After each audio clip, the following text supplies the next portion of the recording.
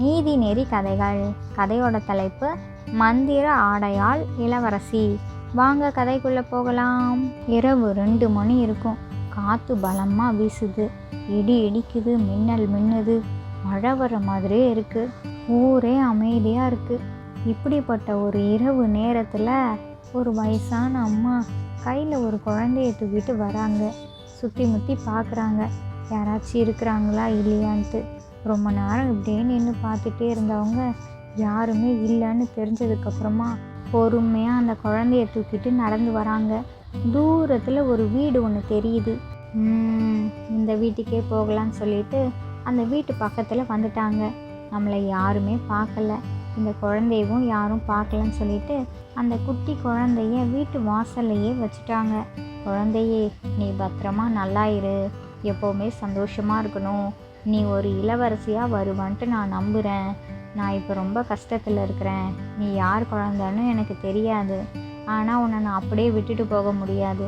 சரி, நீ இங்கேயே பத்திரமா இரு, உன்னை நல்லா பார்த்துக்கிறதுக்கு ஒருத்தவங்க வருவாங்க, இந்த வீட்டில் உள்ளவங்க உன்னை நல்லா பார்த்துப்பாங்கன்னு நம்புகிறேன். சரி, நான் போயிட்டு வரேன் குழந்தைய அப்படின்னு சொல்லிட்டு அந்த குழந்தைக்கு கிள்ளி முத்தம் கொடுத்துட்டு அந்த வயசான பாட்டி கிளம்பிட்டாங்க. பாவம் அந்த குழந்தை, யாருமே அவளை சுற்றி இல்லை, தனியாக தூங்கிக்கிட்டு இருக்கா. குளிர் பயங்கரமாக இருக்குது, இடி வேற இடிக்குது, மழை பெய்ய ஆரம்பிச்சிருச்சு. இந்த குளிர்லையே குழந்தைக்கு பசி எடுக்க ஆரம்பிச்சிருச்சு. ரொம்ப நேரம் அமைதியாக இருந்த குழந்தை பசியில் அழ ஆரம்பிச்சிட்டா. அந்த வீட்டுக்குள்ளே ஜெனிஃபர்னு ஒருத்தவங்க இருக்கிறாங்க. என்ன இந்த நடுராத்திரியில் குழந்தை அழற சத்தம் கேட்குதே, நம்ம வீட்டு பக்கத்தில் எந்த குழந்தைங்களுமே இல்லை, யார் அழுறது? சரி, போய் பார்ப்போம் அப்படின்னு சொல்லிட்டு வெளியில் வந்து பார்க்குறாங்க. அவங்க வீட்டு வாசல்லையே ஒரு குழந்தை படுத்து அழுதுட்டுருக்குறா. அட கடவுளே, நம்ம வீட்டு வாசலில் ஒரு குழந்தையா? யார் இந்த மாதிரி வச்சுட்டு போனது?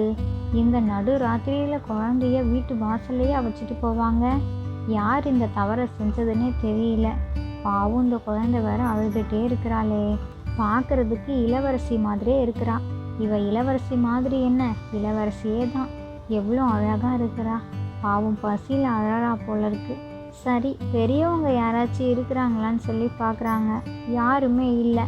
சரி, பாவம், தனியாக குழந்தை இருக்குது, எவ்வளோ நேரம்தான் வெளியிலேயே இருக்கும், நம்ம வீட்டுக்குள்ளே கூட்டிகிட்டு போகலான்னு சொல்லிட்டு அவங்களோட வீட்டுக்குள்ளே கூட்டிகிட்டு போயிட்டாங்க. பசியில் இருந்த குழந்தைக்கு பால் கொடுத்து தூங்க வச்சுட்டாங்க. அந்த குழந்தையும் நல்லா தூங்கிட்டா. குழந்தைய தேடி யாராச்சும் வருவாங்கன்ட்டு சில நாட்களாக பார்த்துட்டே இருக்கிறாங்க. ஆனால் யாருமே வரல. இவ்வளோ நாள் ஆகுது, குழந்தைய விட்டுட்டு போனவங்க இன்னுமா குழந்தைய தேடி வராமல் இருப்பாங்க? எவ்வளோ நாட்கள் ஆகுது. இப்படியே விட்டுட்டு போனால் என்ன அர்த்தம்?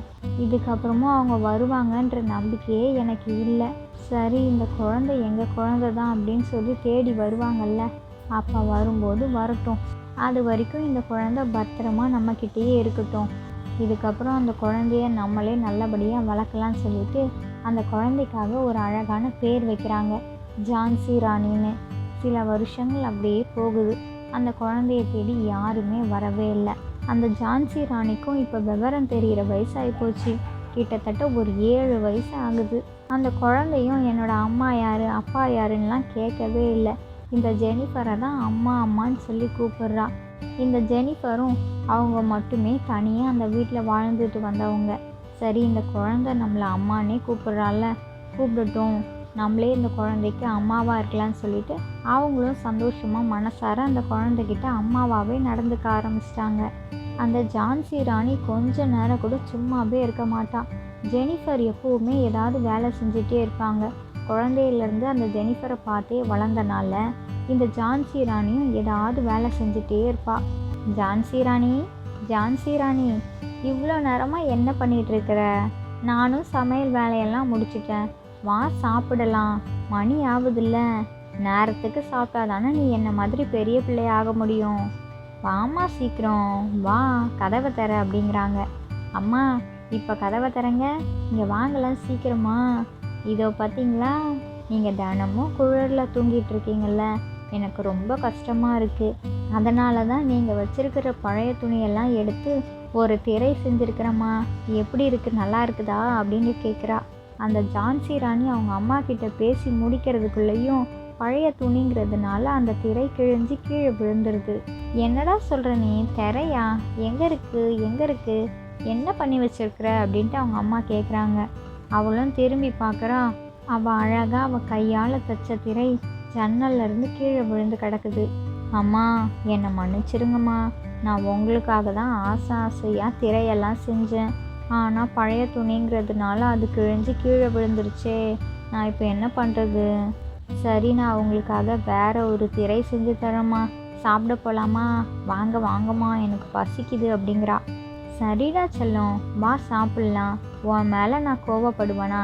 நீ எதுக்கு என்கிட்டலாம் மன்னிப்பு கேட்டுட்ருக்கிற? நீ என்ன தவறாக செஞ்சுட்ட? வா சாப்பிட்லாம். இதை விட நீ நல்லாவே தச்சு தருவ. சாப்பிட்லாமா? வா போகலாம் அப்படின்ட்டு அந்த ஜெனிஃபர் கூட்டிகிட்டு போயிட்டாங்க. சரி, சாப்பிட்டல செல்லம், படுத்து தூங்கு அப்படின்னு சொல்லி கட்டிலில் உட்கார வைக்கிறாங்க.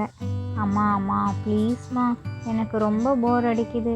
ஏதாவது ஒரு கதை சொன்னீங்கன்னா நான் சீக்கிரமாக தூங்கிடுறேன் அப்படிங்கிறா. சொல்கிறேனே, சரி இங்கே வா அப்படிங்கிறாங்க. அவளும் அவங்க அம்மாவும் கட்டில் மேலே உட்காந்துக்கிட்டாங்க. இப்போ ஜெனிஃபர் கதை சொல்ல ஆரம்பிக்கிறாங்க. பிரியனூர்னு ஒரு அழகான கிராமம். அந்த கிராமத்தில் பெரிய பெரிய மலைகள், அந்த மலைகளை சுற்றி அவ்வளோ மரங்கள், நிறையா வீடுகளும் இருக்கும். அங்கே ஒரு அழகான வீட்டில் ஒரு அம்மாவும் பொண்ணும் வாழ்ந்துட்டுருக்குறாங்க. அந்த குட்டி பொண்ணு பேர் ராணி. கொஞ்ச நேரம் கூட சும்மாவே இருக்க மாட்டான். ஏதாவது சேட்டை பண்ணிகிட்டே இருப்பா. ஆனால் அவங்க அம்மாவுக்கு ரொம்பவே உதவியாக இருப்பா. அப்போ ஜான்சி ராணி கேட்குறா, அம்மா அப்போ என்ன மாதிரியா அப்படின்ட்டு. அதுக்கு ஜெனிஃபர் சொல்கிறாங்க, ஆமாடா செல்லம், அப்படியே உன்ன மாதிரியே தான் அப்படிங்கிறாங்க. அப்புறம் சொல்லுங்கம்மா அப்படிங்கிறா. அந்த ராணிங்கிற பொண்ணு பெரிய பொண்ணாக வளர்ந்துட்டா. அவள் ஃபேஷன் டிசைனிங் படித்து முடிச்சிட்டாளா. அவளுக்கு நிறையா பேருக்கு உதவி பண்ணணும்னு ஆசை. அதனால் அவங்க வீட்டிலையே பார்லர் ஒன்று வச்சுட்டா. ரொம்ப கம்மியான விலைக்கே மேக்கப் எல்லாம் போட்டு விடுவா. அதுலேயும் அவள் காஸ்டியூம் எல்லாம் ஃப்ரீயாகவே வாடகைக்கு விடுவா. யாராச்சும் வெளியில் ஃபங்க்ஷனுக்கெல்லாம் போகணுன்னா இந்த ராணியோட பியூட்டி பார்லருக்கு வந்துட்டு அங்கே உள்ள காஸ்டியூமை வாடகைக்கு வாங்கிக்கிட்டு மேக்கப் எல்லாம் போட்டுட்டு சும்மா சூப்பராக ஃபங்க்ஷன் அட்டன் பண்ணிட்டு வருவாங்க. ஆனால் ராணி அவள் பணக்காரி ஆகணுன்ற நினைப்பே இல்லை. எல்லாத்துக்குமே ரொம்ப அழகாக மேக்கப் எல்லாம் போட்டு விடுவா. காஸ்டியூம் எல்லாம் ரொம்ப புதுசாக இருக்கும். தொடர்ந்து இப்படியே பண்ணிகிட்டு இருந்தா. அவங்களோட பியூட்டி பார்லருக்கு நிறைய பேர் வர ஆரம்பிச்சிட்டாங்க. அதுக்கப்புறம் இன்னொரு விஷயம் என்ன அப்படின்னா, ஒரே ஒரு காக்கா தினமும் அவங்களோட வீட்டுக்கு வரும். இவளுமே அது காக்கா தானே, அதுக்கு சாப்பாடு வைக்கலான்னு சொல்லிட்டு தினமுமே அதுக்கு உணவு வைப்பா. அந்த காக்காவும் சாப்பிட்டுட்டு தண்ணியெல்லாம் குடிச்சிட்டு மறுபடியும் பறந்து போயிடும். தினமும் வந்துட்டு இருந்த காக்கா 2 நாளாக வரவே இல்லை. என்ன இந்த காக்கா வரவே இல்லையே அப்படின்ட்டு யோசிச்சுட்ருக்குறா. தினமும் காக்கா நம்ம வீட்டுக்கு சாப்பிட்றதுக்கு வரும், 2 நாளாக ஆளையே காணோம், எங்கே போச்சு? சரி வரும், வேறு எங்கேயாவது போயிருக்கோம் போல இருக்குது. இல்லைனா இந்த குளிரில் வெளியில் வந்து உணவெல்லாம் தேடிட்டு இருக்க முடியாதுன்ட்டு அது கூட்டுக்குள்ளேயே சேகரித்த உணவெல்லாம் சாப்பிட்டுட்ருக்கு போல் அப்படின்னு நினச்சிட்ருக்குறா. ஆனால் அந்த காக்கா ஒரு தீய சக்தி வாய்ந்த ஒரு அரக்கன். இந்த ராணி அந்த ஊருக்குள்ளே புகழாகவும் பெருமையாகவும் இருக்கிறது அந்த அரக்கனுக்கு பிடிக்கலை. அதனால் அவங்க அரண்மனையில் உள்ள ராணிக்கிட்ட போய் எல்லா விஷயங்களையுமே சொல்கிறான். அந்த அரக்கி ராணிக்கு கோபம் தாங்க முடியல. என்ன ஜாக் சொல்கிறீங்க? இந்த ஊரில் நான் மட்டும்தான் பெரிய ஆளாக இருக்கணும், பொண்ணும் பொருளும் புகழும் எல்லாமே எனக்கு தான் இருக்கணும். அந்த ராணிக்கு எதுவுமே கிடைக்கக்கூடாது. அதனால் அவளை நாம் பழி வாங்கணும். அவளோட தொழிலையும் அவளோட புகழையும் நாம் மொத்தமாக அழிக்கணும். அதுக்கான ஒரு முயற்சியை தான் நாம் இப்போ செய்ய போகிறோம் அப்படின்ட்டு திட்டம் தீட்ட ஆரம்பிச்சிட்டாங்க. ஏய் ஜாக், நான் சொன்ன திட்டமெல்லாம் உனக்கு புரிஞ்சதில்ல? இந்த துணியில் எழுதியிருக்கிற செய்தியை போய் சரியாக அந்த ராணிக்கிட்ட போய் ஒப்படைச்சிரு. அதுக்கப்புறம் அவளோட முழு ஆட்டமே அடங்கிடும் பாரு, எடுத்துகிட்டு போ அப்படிங்கிறா. அதுக்கப்புறம் திரும்பவும் அந்த அரக்கன் காக்கா ரூபத்துக்கே வந்துட்டான். பறந்து போய் துணியில் எழுதின செய்தியை காக்கா எடுத்துகிட்டு வந்து அந்த ராணியோட வீட்டில் போட்டுட்டு மறுபடியும் பறந்து போயிடுச்சு. ராணி அதை எடுத்து பார்க்குறா. அம்மா இங்கே வந்து பாருங்களேன், இதை படித்து பாருங்கம்மா, எவ்வளோ நல்ல செய்தி வந்திருக்கு. இந்த போட்டியில் நான் கண்டிப்பாக கலந்துக்கணும்மா, கலந்துக்கவா அப்படின்ட்டு கேட்குறா. கலந்துக்கோமா ராணி, உன்னோட முழு முயற்சியை போடு. உனக்கு எந்த உதவிகள் வேணும்னாலும் நான் உனக்கு தயங்காமல் செய்கிறேன். நீ போட்டிக்கு தயாராகிற வேலைகளை பாரு அப்படிங்கிறாங்க. ஒரு பிரம்மாண்டமான பெரிய அரங்கத்தில் தான் அந்த போட்டி நடக்குது. ராணி அந்த அரங்கத்துக்கு அவளோட நண்பர்களையே மாடலாக கூட்டிகிட்டு போகிறா. அவங்க எல்லாத்துக்குமே ரொம்ப அழகாக மாடலுக்கான ஆடைகள் எல்லாம் கொடுத்துட்டு மேக்கப்பெல்லாம் சூப்பராக போட்டு விட்டுட்டா. எல்லாரும் பார்க்கறதுக்கு தேவதைகள் மாதிரி இருக்கிறாங்க. அந்த அரக்கனும் அரக்கி இளவரசியும் இங்கே நடக்கிற எல்லாத்தையுமே அப்படியே ஒளிஞ்சு நின்று பார்த்துட்டே இருக்கிறாங்க. நடக்கிற எதுவுமே சரியாக படலையே ஜாக், இதெல்லாம் நாம் சும்மா விட முடியாது.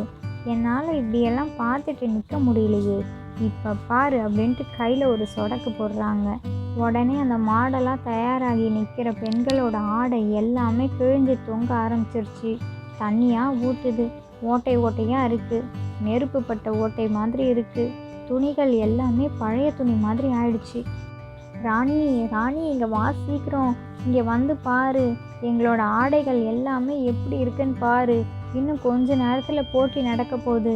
நாங்கள் இந்த ஆடைகளோட மேடையில் போய் நின்னோன்னா நமக்கு எப்படி பரிசு கிடைக்கும், போட்டியில் நாம் எப்படி ஜெயிக்க முடியும் அப்படின்ட்டு கேட்குறாங்க. ராணிக்கு தனக்கு தானே பதட்டம் உருவாயிடுச்சு. இப்போ என்ன பண்ணுறதுனே தெரியல அவளுக்கு. உடனே சிரிச்சுக்கிட்டு, இதுக்கு எதுக்கு பயப்படுறீங்க, ராணி இருக்க பயமே. இப்போ 2 நிமிஷத்தில் உங்களை நான் எவ்வளோ அழகான தேவதைகள் மாதிரி ஆக்குறேன் பாருங்க அப்படின்னு சொல்லிட்டு அவங்களோட ஆடைகள் எல்லாத்தையுமே மறுபடியும் அதை சீர் செய்கிறா. அந்த மாடலாக நிற்கிற பெண்கள் எல்லாருமே ராணி ராணி ராணி அப்படின்ட்டு அவளை உற்சாகப்படுத்துகிறாங்க. அந்த உற்சாகத்திலேயே ராணி சிறப்பாக சீக்கிரமாகவே அவங்க எல்லாத்துக்குமே மேக்கப் எல்லாம் போட்டு முடிச்சிட்டா. ஜாக், இனிமே அந்த ராணி அவளோட நண்பர்களை கூட்டிகிட்டு எப்படி வருவான்னு பார்க்கலாம். வாங்க, நம்மளும் சந்தோஷமாக வேடிக்கை பார்க்கலாம். கைத்தட்டுங்க ஜாக், கைத்தட்டுங்க. அந்த ராணி தோற்று போக போகிறான்ட்டு உற்சாகமாக கைத்தட்டுங்க அப்படின்ட்டு அந்த அரக்கி சொல்கிறா. இங்கே ராணி செஞ்ச செயல்கள் எதுவுமே அந்த அரக்கனுக்கும் அந்த அரக்கி ராணிக்கும் எதுவுமே தெரியாது. அவங்களும் மக்களோட மக்களாக போய் உட்காந்து வேடிக்கை பார்க்க ஆரம்பிச்சிட்டாங்க. அப்போ ஒரு தடபுடலான ஒரு மியூசிக் சத்தம் ஒன்று கேட்குது.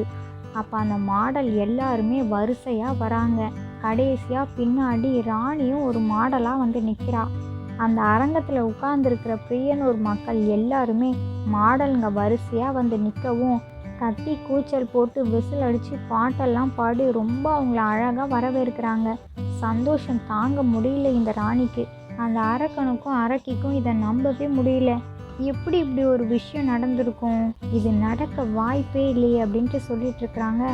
அந்த நேரத்தில் ராணியோட நண்பர்கள் எல்லாத்துக்குமே மேக்கப் போட்டு விட்ட அறையிலேருந்து ராணியோட அம்மா வர்றதை அந்த அரக்கியும் அரக்கனும் பார்த்துட்டாங்க. அந்த அரக்கி வேக வேகமாக பறந்து போய் அவங்க அம்மா கூட சண்டை போட ஆரம்பிச்சிட்டாங்க.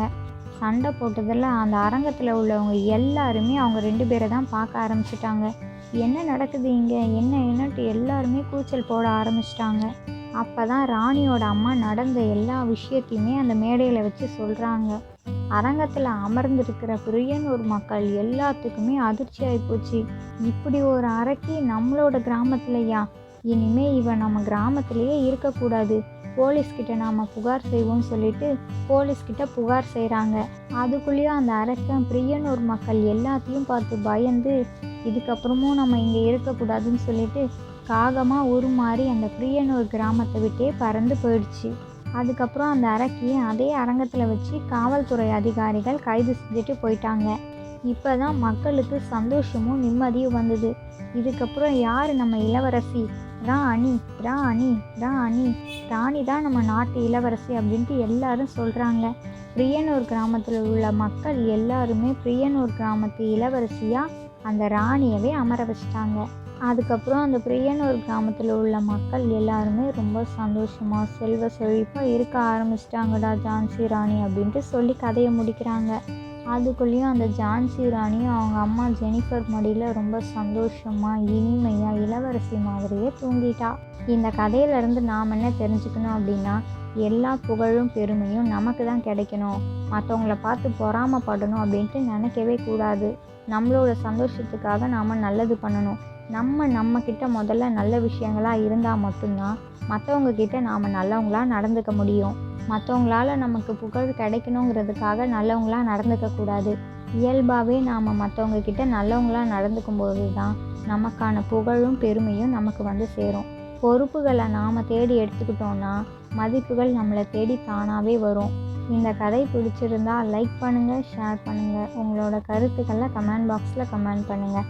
இது மாதிரி சுவாரஸ்யமான கதைகள்லாம் பார்க்கணுமா? ப்ளீஸ் நம்மளோட சேனலை சப்ஸ்கிரைப் பண்ணுங்கள். இதோட அடுத்த கதைகள் வீடியோவில் பார்க்கலாம். ஓகே, பாய்.